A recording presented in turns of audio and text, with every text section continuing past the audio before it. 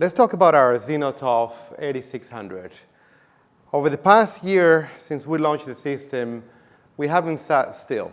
In fact, we've been working really closely with all of our customers, all of our collaborators, all of our thought leaders to try and understand how much more performance we can get out of this system. And there's still a lot of performance that we can get out of the system. So we focus on a really important area, and that is on data-independent acquisition strategies that will allow us to, one, obtain a higher degree of selectivity across the board, not just for proteomics, but for metabolomics, lipidomics, metad. And we spend months testing this approach that I'm going to be talking to you today around ZScan DIA 3.0. And one of the main reasons why we wanted to really focus on this acquisition mode is because it can do many different workflows, and it will allow us to improve selectivity significantly, but also the quantitation. I'm going to show you some really great data, especially for very low level amount of samples, where we show very high performance in terms of our quantitation as well. So this is a really exciting time.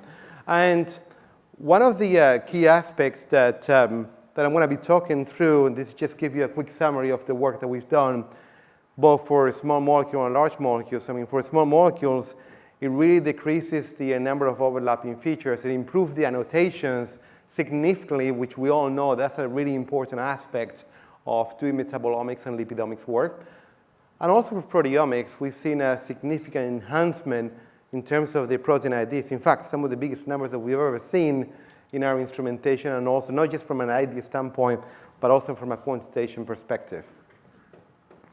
So this data, when I first saw it, and actually we saw some of the early work that was published by the Matthias lab back in Munich at the Max Planck Institute on his bioarchive preprint paper, where we showed some really significant improvement in terms of the protein IDs. So we were able to achieve over 11,000 protein groups at 350 nanograms and close to about 170,000 precursors. This is the highest number that we've seen thus far in terms of this new enhancement that we're bringing to you on the ZenoTOF 8600. And you can see here, as we narrow the size of the window, we can go down to 1 Dalton. So in other words, actually better than doing data-dependent acquisitions across the whole continuum of small molecules and large molecules.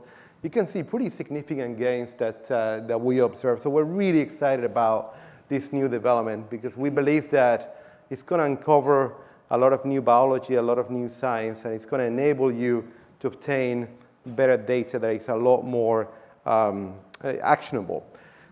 The other important point here, we also added another feature on the ZenoTOF 8600, which is called Enhanced Sensitivity Mode. And how it operates is basically designed for, when you have very low amount of samples and you're looking at really picking the signal from the noise from the background, you're trying to enhance that signal, you're working with a very small concentration of whether it's small molecules or large molecules. This is where you're going to get a very significant boost in performance overall. And most importantly, when you see the numbers behind me, where you see a real big gain is on the actual quantitation aspects of the entire workflow. And why is that? Because it's all about ion statistics. Obviously, when you have a very low signal, you always struggle to get enough performance so that you can get good quantitation, good CVs.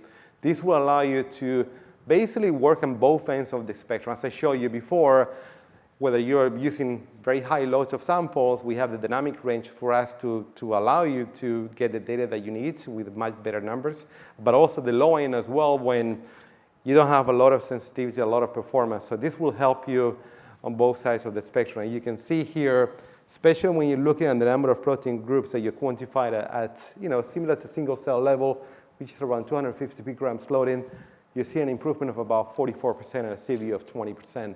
This is pretty significant. And we can see here that definitely for that kind of loads, we're roughly getting about 7,100 proteins, which is an improvement of about 18%. So this is actually quite significant for anybody who's doing low-level proteomics.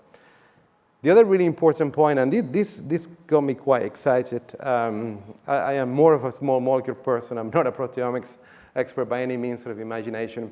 And in my career, I spent quite a lot of time working in metabolomics, different aspects of my career in lipidomics.